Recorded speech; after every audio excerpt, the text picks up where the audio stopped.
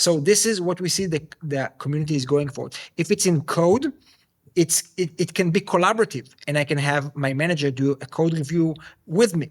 I can have my guardrails stopping it in my CI. I can let it go through the CI, flag it for someone which is a senior DevOps engineer, layer 4, with all the certificates from, AWS, Azure, HashiCorp, and Elastic, and only then have it deployed if they approve it. So these are some of the benefits for adopting IaC and having modern deployments of this IaC framework.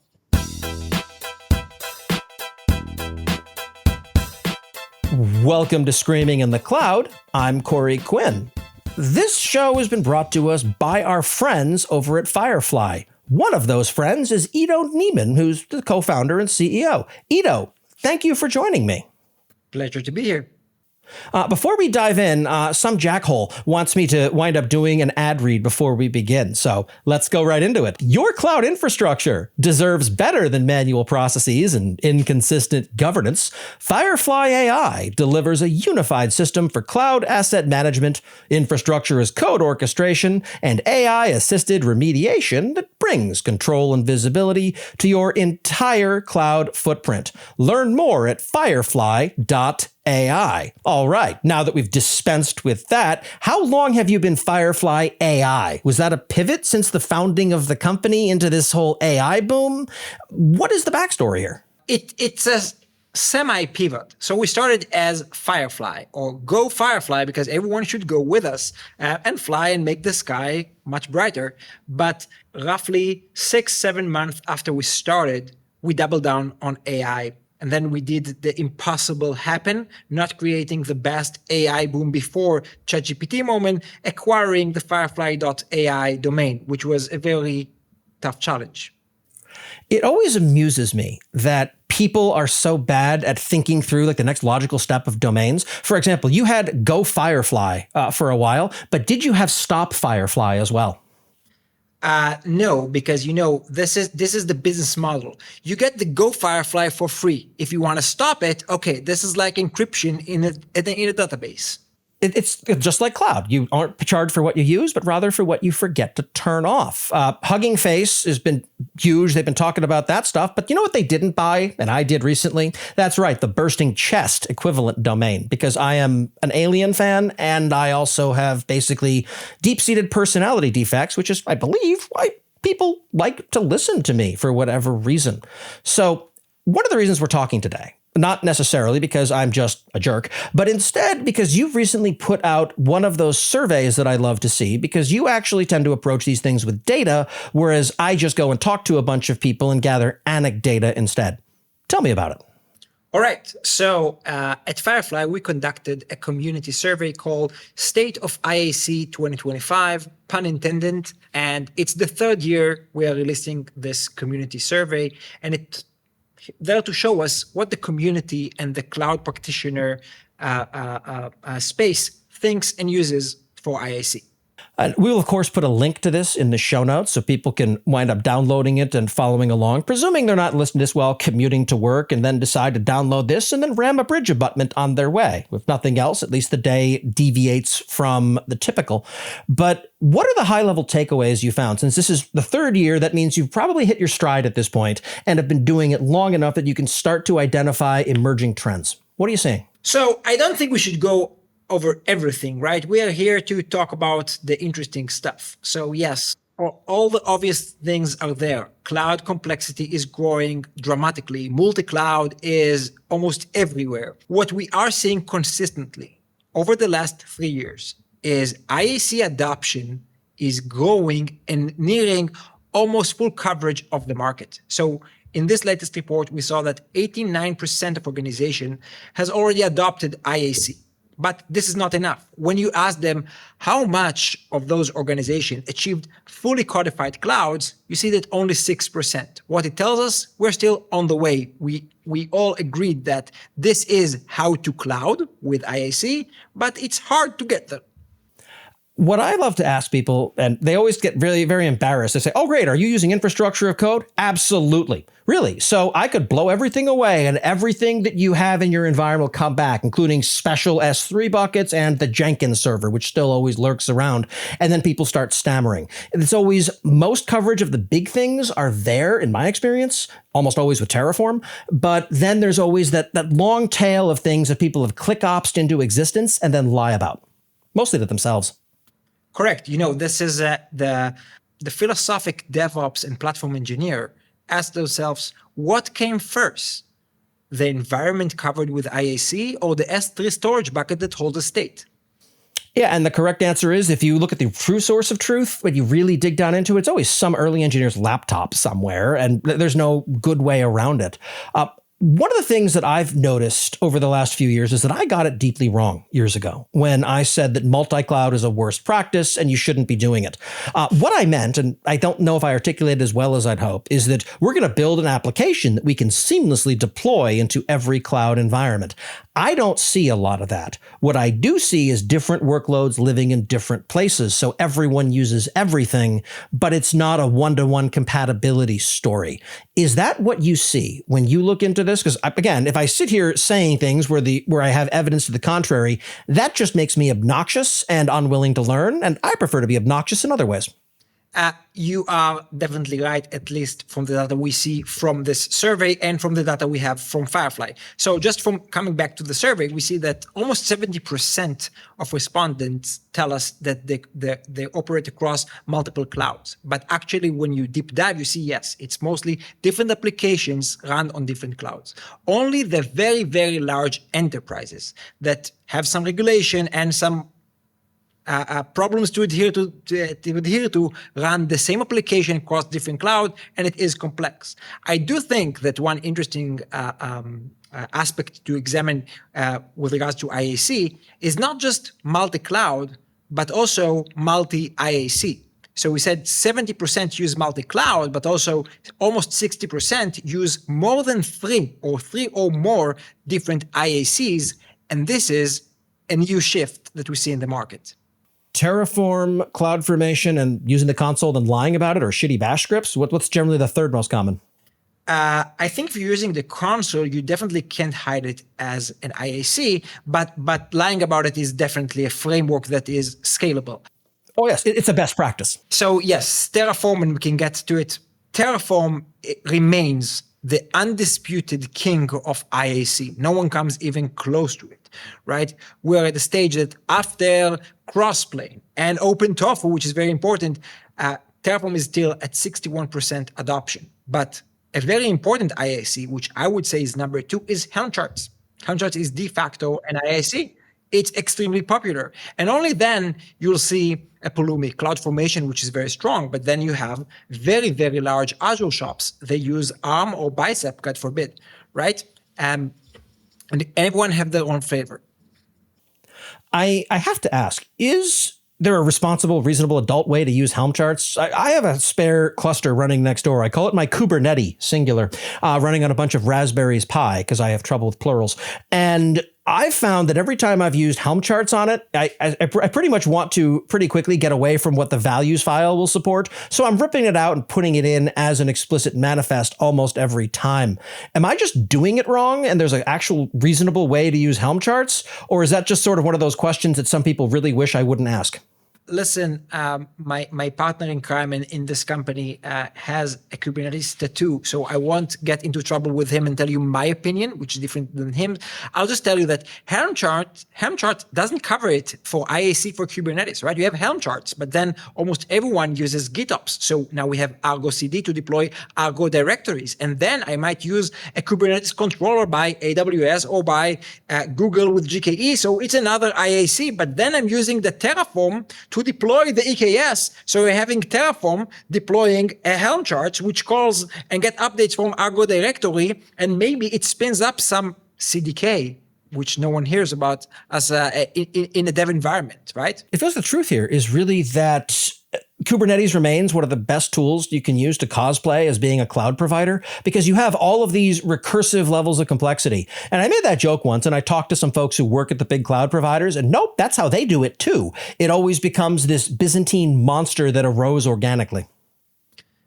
Yes, I agree, but I will say Kubernetes has done great for the cloud community, and it really allows us to unlock lots of value and scalability away. The problem is, I'd say that the cloud practitioner community today divides into two. Kubernetes purists, they think only through the Kubernetes all the rest of us. But now you have, as mentioned earlier, Helm charts and Argo to manage your Kubernetes, and you have Terraform and CloudFormation and maybe Pulumi and CDK or anything else to manage your rest of the cloud. But in the end, it's the same thing. And then, as you said, you know what? I take my things back. I do think that the third most used IaC is not a pure IaC, rather it's UI. Why is it? Because if I have a CDN, I probably have an Akamai or a Cloudflare alongside my AWS CloudFront, right? And those SaaS applications are built for me to use as SaaS with UI. For ops, I have PagerDuty. For monitoring, I might have something like a Grafana, right? So this is the third most used IaC, and it also must be managed as code. Oh yeah, using only AWS services for this? Like, no, we have Cloudflare in our environment for DNS. Well, why do you have that? Because we also have self-respect, which is, kind of a necessary prerequisite to keeping some vestige of sanity going on here. You keep mentioning Pulumi, and that is pretty high on the list. The last time I kicked the tires on it, which was admittedly a few years back now, it felt like it was very interesting, but not quite ready for prime time. Has that changed? So I do think Pulumi is now at its prime time, or not at it, but it's definitely ready for prime time. We do see large enterprises using Pulumi. I will say that at least at the enterprise, not talking about startups, which makes sense to use, Node.js if you think it's a decent programming language, which, just to make sure we're all respectful, I don't think it's respectable to use it. But let's say... Oh, it's absolutely not, but it is common. Yes, exactly. So also cursing at the stoplight, right? But it's not something that we should do. So we see Pulumi, especially the bigger orgs, are being used by, let's call it, more specialty teams. So we'll see the main platform or infrastructure team using Terraform and Helm charts, but then the SecOps teams, because they have some application running in Java or in Node.js and JavaScript, they use Pulumi to apply security guardrails on the infrastructure with it. But I would say this is a very bad practice of using multi-IaC, because in the end, you have one cloud infrastructure which is interconnected. You need to have one governance engine to control them all. You're speaking to something that I've been feeling viscerally for a long time, which is that enterprises are definitionally highly complex organizations. My first real taste of that was in the early days of me basically being a jerk on the internet, and people said, "Oh, does Amazon hate you?" And early back then, my response was, I don't know, but I'm sure going to find out. What I learned over the years is that there's no Tim Amazon out there who is the keeper of the company's opinion. There are so many teams over there. Some of them really like what I do. A few of them can't stand me. But unfortunately, from my perspective, the vast majority just haven't heard of me because they have better things to do than hang out on the internet, basically work for not great money. Awesome. Enterprise IaC, it feels the same way. You have different teams doing things differently. It is very hard to do a top-down, this is the blessed solution we'll be using for everything, which is the bane of security teams, operational standards. And even if you can finally get there, great. Mergers and acquisitions always ruin it too. Well, we're all on AWS. We just acquired this thing that's all on GCP. Should we move it? Almost certainly not. No, there are very few good reasons to do that. Even the entrance for video.nest.com as of this recording is owned by Google, has been for a decade, and is handled by an AWS load balancer, if you just check the DNS records. Everyone uses everything at scale. 100%. Maybe to add on top of it, I will say, I can't mention the name, but a month ago, we helped a customer to recover from a very bad incident where they have multiple IaCs and they had one resource, a very important resource that controlled the network for your cloud, being deleted by one team that just didn't see the right state file for it. Right. So what happens in an enterprise, you have so many even state files and state APIs that you don't know what you're doing. Now comes the SecOps team and say, hey, why do we have this DNS record here? We shouldn't have it here. Let's remove it. Okay, DevOps come in and say, hey, where's my DevOps? Let's redeploy everything that they have in this state file. Boom, right on top of the SecOps team. And now they're playing cat and mouse, and aside from your cloud bill overinflating, everyone getting mad and downtime occurs. And this can be very dangerous. Well, this is the problem with cloud bills and why they tend to run away. If you have something that shouldn't be there and you turn it off, the best case is, okay, great, we just saved some money. But if you do that to the wrong thing, you don't really have a company anymore. Whereas, so it's only money becomes a real thing. People are very reluctant to turn stuff off until they're confident that it isn't load bearing in some arcane way.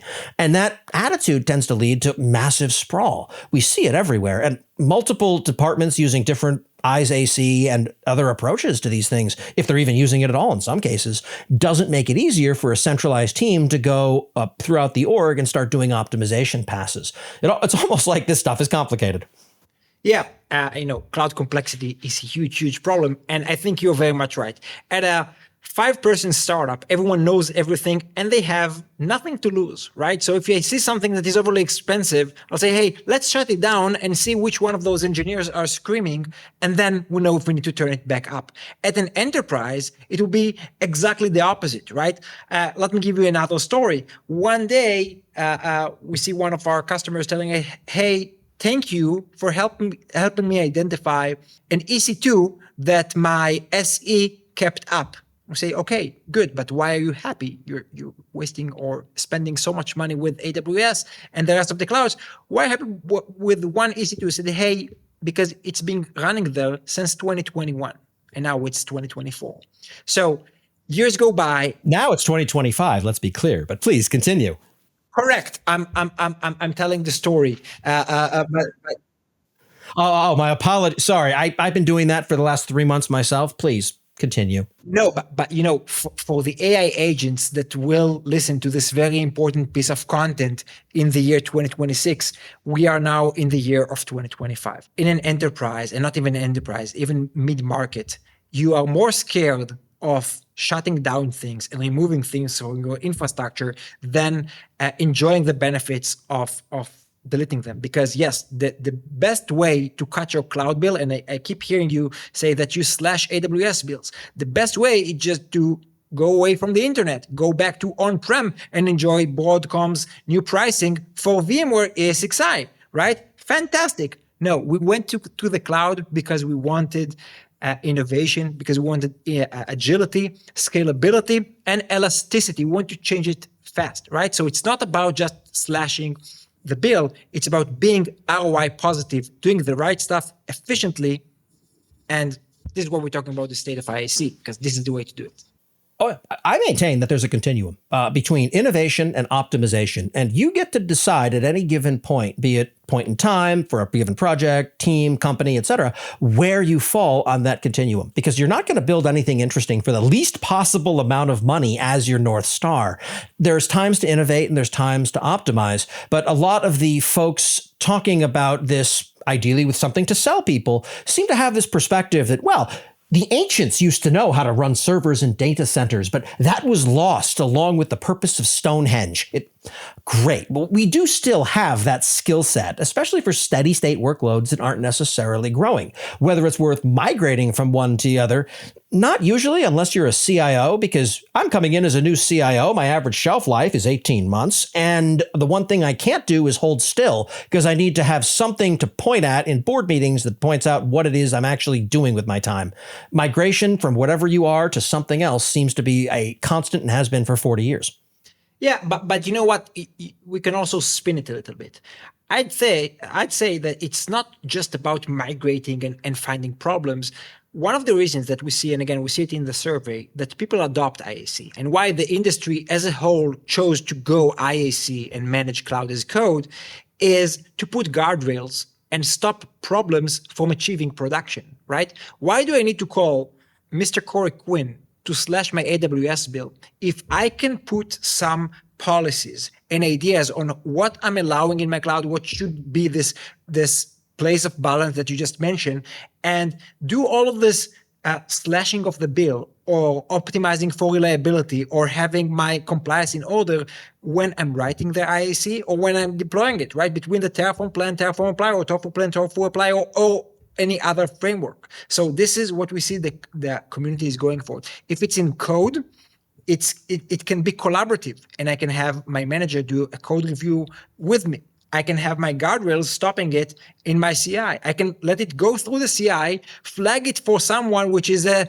senior DevOps engineer, layer 4, with all the certificates from, you know what, AWS, Azure, HashiCorp, and Elastic, and only then have it deployed if they approve it. So these are some of the benefits for adopting IaC and having modern deployments of this IaC framework. I found, even from a cost perspective, that when you have a human being acting as the gateway to approve these things, their shelf life is 4 to 8 months, usually 6, before they wind up burning out and either changing roles or changing companies. Just because it's soul sucking. It has to be automated on some level. You can't have a person becoming the department of no.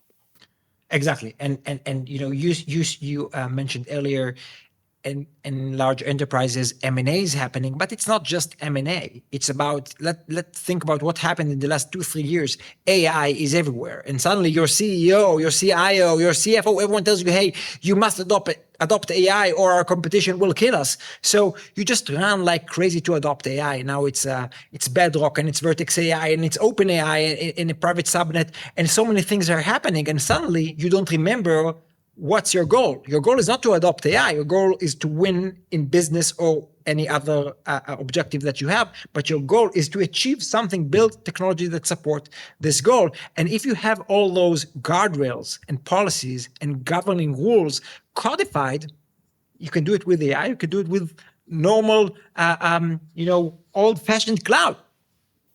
I wish that more decision makers remembered that. I also wish that those decision makers would remember that this episode is brought to us by our friends, you people, at Firefly AI. If your cloud infrastructure suddenly vanished today, how long would it take to rebuild it? Personally, a lot longer than you probably think.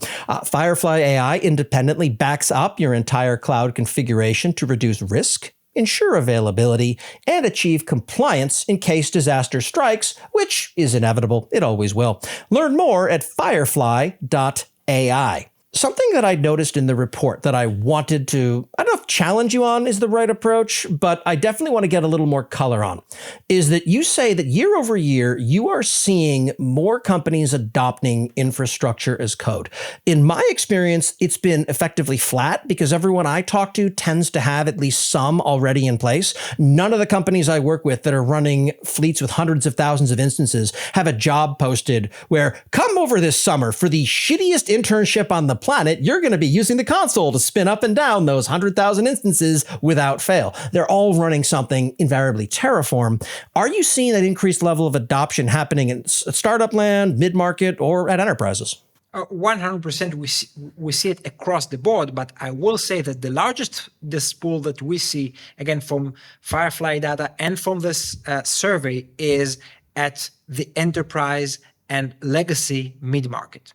Okay, let's say you're a large irrigation company that's been around for 100 years. Yes, you talked to the AWS solution architect that convinced you to use some cloud formation. Fantastic. But then the minute the meeting ended and you have this one small environment in your dev environment, which is codified, but all production is ClickOps. And believe me, people think they use Terraform, but when we examine their logs, you see, yes, they use Terraform, but after they deploy the Terraform with the, all modern CI/CD, you see hundreds and hundreds of ClickOps activities daily in the cloud.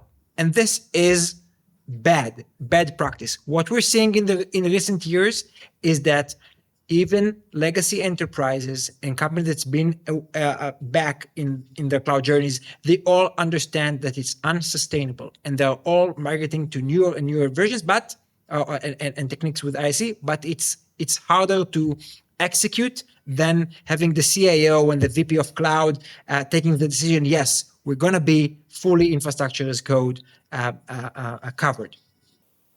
One of the things I'd have at the Duckbill group in our 25 or so AWS accounts is in our Slack channel, we have a bot that fires off whenever it detects a CloudTrail event for something that happens in the console that is not read-only, and it fires off ClickOps detected and surfaces the event that wound up happening. Because I don't want to be authoritarian or draconian here and say you're not allowed to do that, because there are often good reasons to do it, especially in test accounts. But I want to know it's there. I want to know what's going on. I want visibility onto it, just so that I know what is drifting in near real time. That's important. But trying to say no, even at our small scale, I would get basically overruled instantly by the engineering team. This is absolutely fantastic. This is how you should behave. I'm not the one that tried to pitch, hey, let's have a pharmacy account. You can only deploy through this very specific service account that no one can bypass, and it's only Terraform and Helm charts going into the cloud, right? And then it's 2 a.m. on a Friday night, and the SRE is in Hawaii, and you're down. No, you should always be able to do ClickOps or kubectl if you need to stop the bleeding of something or change something very, very quick. But then no one's remember to do the housekeeping and go back and retrofit IaC for it. And then there are the companies that think they are extremely smart. You know what? Production is fully codified, but staging and dev aren't. So I participated in a panel last week where they just mentioned how something worked not on my machine, something worked at staging, but then we deployed it to production, and suddenly pager duties go up in the air for the entire ops team because, hey, there's a very big drift between staging and production because some of it is not codified. So you are working the way that I believe modern cloud teams should work, but not everyone are as advanced as the cloud build group. So people are still fighting the way to find the most efficient way to work and balance between ClickOps and IaC. I think you're right. People are trying to move their way forward as best they can with the tools they're given. And I have a very hard time blaming individuals at companies when you look at it and like, wow, this person is clearly not doing what they should be doing, along with several thousand other people scattered throughout the org. At some point, it's like back when Wells Fargo wound up firing 3,500 people for opening additional accounts. Look, you have 5 or 6 people doing that. Yes, they're acting unethically. Fire them. When you have thousands upon thousands of people doing something, congratulations, you have a systemic process issue. Fix that, not blame it on the people who are doing the implementation. Because most people, believe it or not, do not show up at work today hoping to do a really shitty job before they quit. Agree. And you know, one thing that is interesting with this regard is that while we see great progress on IaC adoption, and then go back to the survey, we also see the place of drift going up. And people are mentioning more and more the benefits of IaC of detecting and fighting drift. So I think the fact that we see more drift is because cloud is becoming more complex, but also because, as you mentioned, people are not there to do crappy work and not be professional about cloud operations. Sometimes changing your Lambda function is just easier through the console, and hey, let's change this layer here and put this environment variable immediately into the console. You're not a bad person by doing it. You're just not aware of the implications that the other teams are now seeing. So I think this is an outcome. One area I want to get into before we call it a show is that I've noticed for a while now that there's a common misunderstanding industry-wide that enterprise problems are just mid-market problems, only bigger. They're not. They're a different category of problem. The things they care about are inherently not what smaller companies care about. And it's why so many things get much more challenging to deploy at an enterprise level. Flipping that around a bit, what is the most innovative way that you've seen enterprises use IaC in production? Right, fantastic. I think the most innovative way is what we now call at Firefly disaster recovery as code, or DR as code. So, at some stage, we started to ask some of the enterprises that are so heavily invested in getting into this, 100% qualified cloud. Why is it so important to you? And you ask the 5 whys. Why? And you get to the fact that, hey, we don't have a backup to our infrastructure. We all back up our data with all those data protection companies and backup industry, which is great if you live in the 90s. But in the cloud, it looks different. So you back up your data. Fantastic. Then if something bad happens, okay, how do you make things operational again? If you don't... With great difficulty. Great, fantastic. But, there's a very public incident from last year where Unisuper, an Australian shop, went down for a week or so. They had the data protected, but it took them more than a week to repave their infrastructure because of an incident that Google Cloud created for their own customer, right? So do you want to be down for a week, or as you back up your data, you back up and make restore of the infrastructure feasible in hours? And so this is how we see the most innovative companies and enterprises using DR as code, right? They have full inventory of all the configurations of the cloud. It's all baked in IaC. Let's call it Terraform or Tofu. And then if you do it even in modules, it now very easily redeployable into other accounts and other regions. So this is the most innovative way I've seen, and we see a great market pull towards this approach. I will extend that one step further. This is a terrific idea if and only if it is tested on an ongoing basis. Because otherwise, well, we got our DR site working, and it will be until our next commit winds up breaking these things. Otherwise, you end up with circular dependencies like, I don't know, some idiot sysadmin might have 15 years ago who may or may not look exactly like me, where, okay, we took the site down, we brought it back up, and things are having trouble coming up because the DNS resolvers for the environment live in virtual machines on top of a host that needs those DNS resolvers to finish its booting process and find the LDAP server. Oh no. And yeah, until things are tested in isolated environments, ideally on an ongoing basis, you wind up with bootstrapping problems. You wind up with things that work in theory, but not in production, which is why theory is the name of my staging environment. It's a consistent ongoing challenge. And it's similar to backups. No one actually cares about backups. They care very much about restores. It feels like infrastructure recovery through IaC is the same way. Exactly. And two things on this one. One is, as one of our customers put it, almost offended. They say that, hey, my company puts up so much money and effort in backing up all what the backend team is doing. But me and my DevOps team, hey, we're not important. You can always recreate all the work that you've done over the last 2 years in 30 minutes after the next ransomware. Okay, so this is one thing to consider. And the second one is it's also part of your cyber resiliency, right? You always have to plan for what happens if someone hacks your account, maybe do some ransomware attack on you, and then you're not even allowed by compliance and maybe even by your own cloud vendor to go in and see what you have. So you need to have full listing of what you have. And then, as you said, why does the attacker better visibility into our stuff than we do is a question people ask during incidents. They definitely have. Don't ask me how I know, but sometimes if you work a network that is not yours, you tidy up some things and fix some problems just to have your own ability to work faster, bigger, stronger. So yeah, attackers know better than you are on your own environment.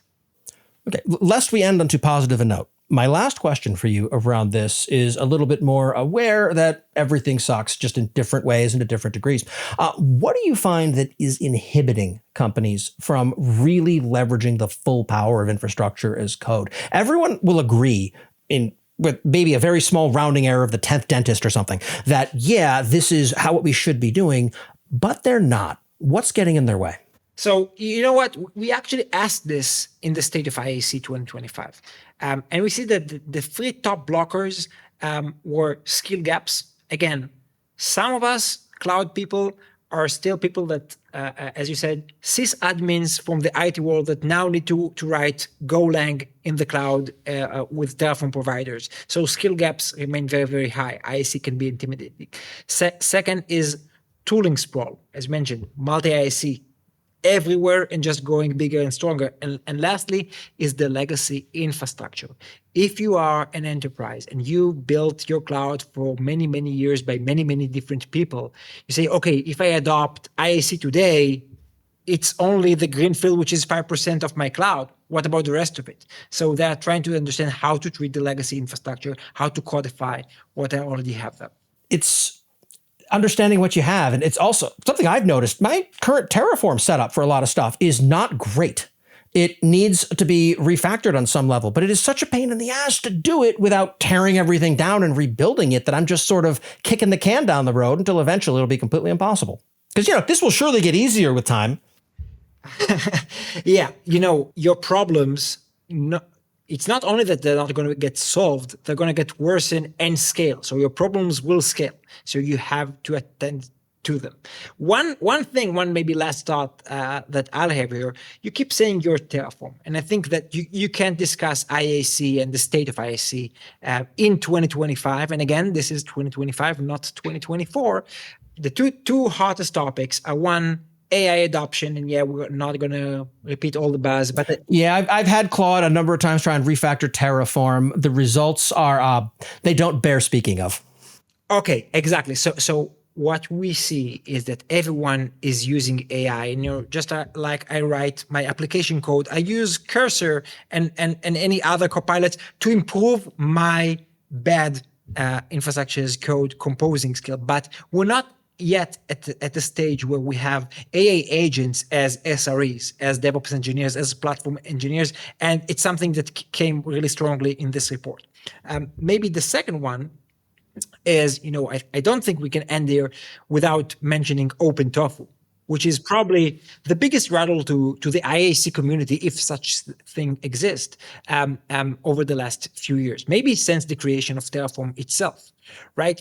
My friends already think that I'm a nerd, but they think that I'm also a dork because I'm not an Open Tofu fanboy. But reality is I'm not also a Terraform fanboy or a Pulumi fanboy or a Crossplane fanboy. Terraform sucks for infrastructure as code. The problem is everything else I've tried sucks worse. Exactly. The thing that sucks and thing that suck much more. Open Tofu made a very big change, and we do see it. And I told you this is important because I was told in the early days when it was launching, it would be a one-to-one drop-in replacement for Terraform. Change a few lines wherever it just says Terraform explicitly into Open Tofu, and it would just work. The fact you say there's a big change implies that may have started to diverge, but please continue. I'm on tenterhooks here. So I do think the replacement is relatively straightforward. It's not that complex, but I don't think that enterprises and managers at enterprises like change. And as the old saying goes, if it works, don't fix it. Change represents risk. Exactly. And maybe, as we just talked about, right, if you already have some problems baked in your cloud, and everyone has those. If you don't, you're lying. Exactly. The third most common framework. So, right, now if you do a change, you'll put things to latest, right? Because Open Tofu is fresh. Everything is fresh. You might uncover those. You might now have your VP see that, hey, we should have only 1,000 state files, but in reality, we have 4,000. So when we're gonna update, we're gonna delete some of them, and we don't know which 3K are redundant. So, pro tip, if you're trying that, instead of deleting them, just move them aside. If things break and start freaking out, you can move them back. This lesson brought to you by hard-won experience. Yeah, definitely. And again, there are good reasons to adopt Open Tofu, but there are probably good reasons not to, right? Especially if you're an enterprise, say, hey, why do I care that HashiCorp changed their license? And why do I care that and now everyone says, hey, now HashiCorp is part of IBM? Why do I care? If I'm an enterprise, I'm already probably working with IBM or used to work with them. I don't see it as a threat. We use IBM. Why? Because our CTO is 75 years old. Or not replaced by AI yet. But I think that Open Tofu made a very, very big noise when it was conceived. But now it's kind of getting calmer and calmer. And even when it first launched, the people that seemed to care were the competitors and other folks in the ecosystem building on top of it. I am seeing more customers care now. And that is the tipping point that I'm paying attention to. Okay, so no doubt customers care. Okay, definitely. Don't get me wrong. Open Tofu is growing and growing fast. According to our report, we see that 12% of respondents are already using Open Tofu, and that it's projected to get to 27%, which, if you think about it, for something that important that early on, is impressive. But this is where I think the data is a little bit complex. Is that as the company is younger, as the practitioner is younger, they're more in favor of adopting Open Tofu, but they have one voice in answering the survey. Now, you can be the director of platform engineering for a Fortune 500. You get one voice and you say, hey, I'm with Terraform and I'm sticking with Terraform. But the startup has 15 AWS accounts. The director of platform engineering at this Fortune 500 has 1,500 AWS, another 2,300 Azure subscriptions, and a bunch of GCP projects. And equal votes. So what we're actually seeing, yes, Open Tofu is making very big moves, but the whales are feeling very comfortable with Terraform. I really want to thank you for taking the time to speak with me today. If people want to learn more, where's the best place for them to find you? Obviously, everything important that I had to say, I'm saying on our website, firefly.ai. I'm not that big on social. I do have a Twitter handle. I think you must be so happy. My God. Yes. This is the prime time of my day. And I might have some aliases in some Discord servers. But again, everything important that I have to say on cloud can be found on our blog and our website, firefly.ai. Which we will, of course, put in the show notes. Ido, thank you so much for speaking to me today. I appreciate it. Thank you for having me. Ido Neeman, CEO and co-founder of Firefly, who is, of course, providing this episode to us. I'm cloud economist Corey Quinn, and this is Screaming in the Cloud. If you've enjoyed this podcast, please leave a 5-star review on your podcast platform of choice. Whereas if you hated this podcast, please leave a 5-star review on your podcast platform of choice, along with an angry, insulting comment that will be completely impossible to recreate because you did it by hand through the power of ClickOps.